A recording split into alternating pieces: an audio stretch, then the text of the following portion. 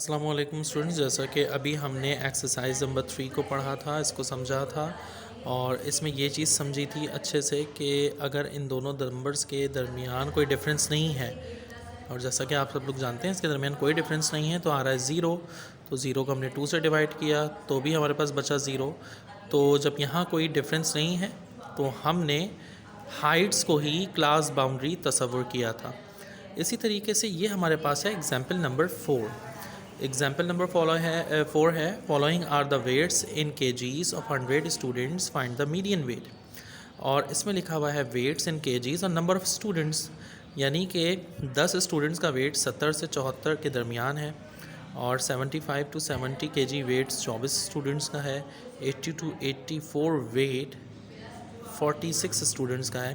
पहली क्लास में यहाँ पर जो ऑब्जर्वेशन ख़त्म हो रही थी उसी से स्टार्ट हो रही थी, यानी यहाँ पे 75 पर ख़त्म हो रही है तो 75 पे ही स्टार्ट हो रही है, लेकिन यहाँ पर 74 पर ख़त्म होके 5 पर शुरू हो रही है।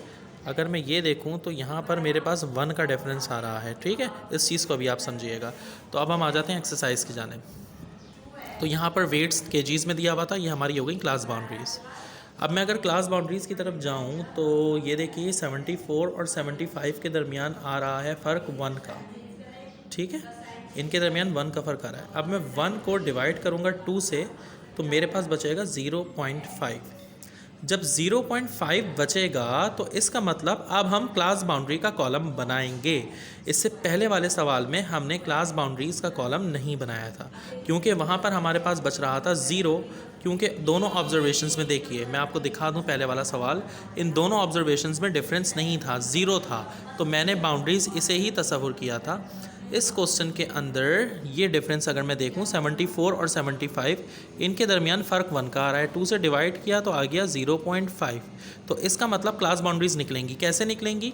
70 में 0.5 माइनस करेंगे, 74 में 0.5 प्लस करेंगे। देखिए ये वेट था, सवाल में लिखा हुआ था, ये मैंने वेट्स लिखे, उसके बराबर में नंबर ऑफ़ स्टूडेंट्स जिसको हम फ्रीक्वेंसी का कॉलम कहते हैं ये लिखे, उसके बराबर में क्लास बाउंड्रीज़ निकाली, जबकि पहले वाले सवाल में बाउंड्रीज़ नहीं निकाली थी, जो ऑब्जर्वेशंस थी वही बाउंड्रीज़ थी क्योंकि डिफरेंस ज़ीरो आ रहा था।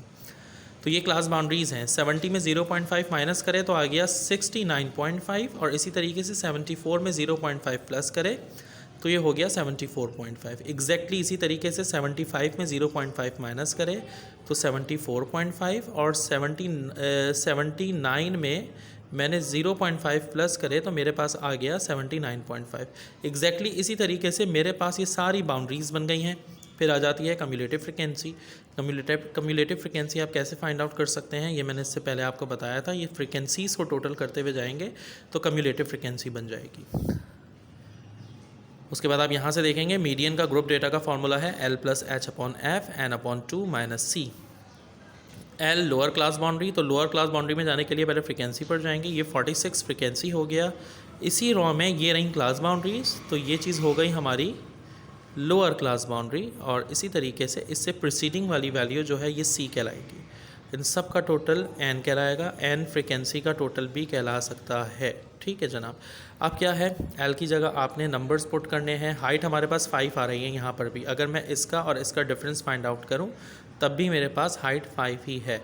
तो ये मैंने फार्मूले में वैल्यूज़ पुट की हैं जैसे कि मैंने आपको इससे पहले वाले सवाल में समझाया था। दैन आप कैलकुलेशन करेंगे, आपके पास 81.24 kg आंसर आ जाएगा। इसको भी आपने कॉपी में अपने सॉल्व करना है और प्रैक्टिस करनी है इन क्वेश्चंस की। अल्लाह हाफ़िज़।